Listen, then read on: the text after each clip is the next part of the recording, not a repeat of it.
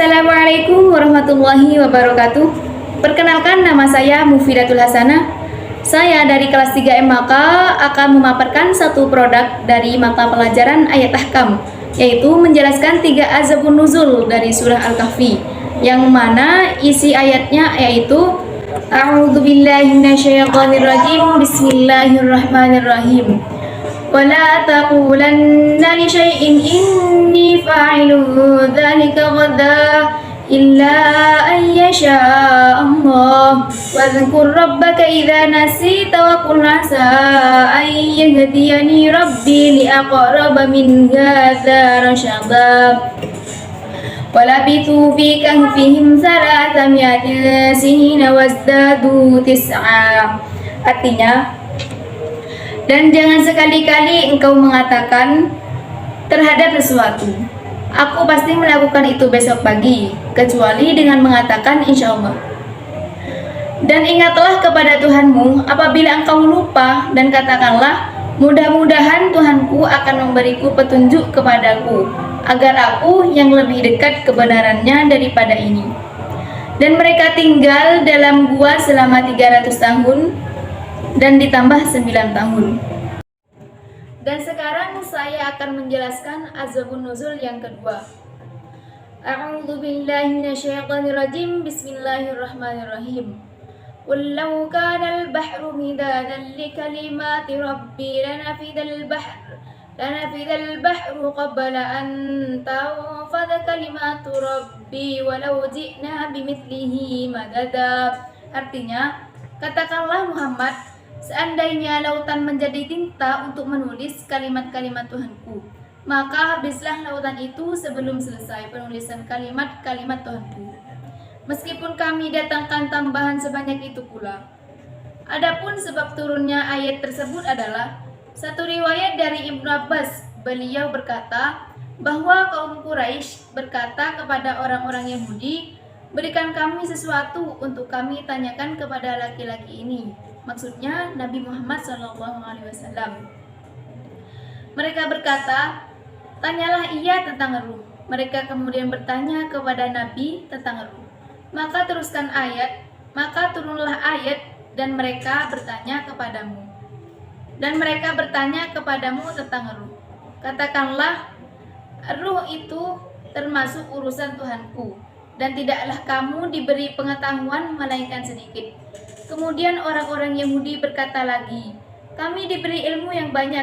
Maka turunlah ayat, katakanlah, kalau sekiranya lautan menjadi tinta untuk menulis kalimat-kalimat Tuhanku, maka pasti habislah lautan itu sebelum selesai penulisan kalimat-kalimat Tuhanku, meskipun kami datangkan tambahan sebanyak itu pula. Jadi, orang-orang Yahudi pernah bertanya kepada Nabi Muhammad SAW mengenai ruh. Lalu setelah ayat 109 yang isinya perumpamaan, kalau sekiranya lautan airnya menjadi tinta, yaitu sarana menunjukkan kepada kebijaksanaan dan keajaiban-keajaiban ciptaannya. Seumpamanya, hal itu ditulis, sungguh habis lautan itu untuk menulisnya sebelum habis, yakni sebelum habis ditulis kalimat-kalimat Rabbku, meskipun kami datangkan sebanyak itu lautan yang sama sebagai tambahan tintanya. Niscaya tambahan ini pun akan habis pula, sedangkan kalimat-kalimat Rabbku masih belum habis ditulis. Dan sekarang saya akan menjelaskan azabun nuzul yang ketiga. Adapun sebab turunnya ayat tersebut adalah satu riwayat dari Ibnu Abbas. Beliau mengatakan bahwa Nabi SAW suatu ketika pernah bersemalam, kemudian Allah menurunkan ayat, dan jangan sekali-kali kamu mengatakan terhadap sesuatu, sesungguhnya aku akan mengerjakan itu besok pagi, kecuali dengan menyebut insya Allah. Maka ayat tersebut turun sebagai peringatan bahwa setiap memiliki rencana harus mengatakan insya Allah.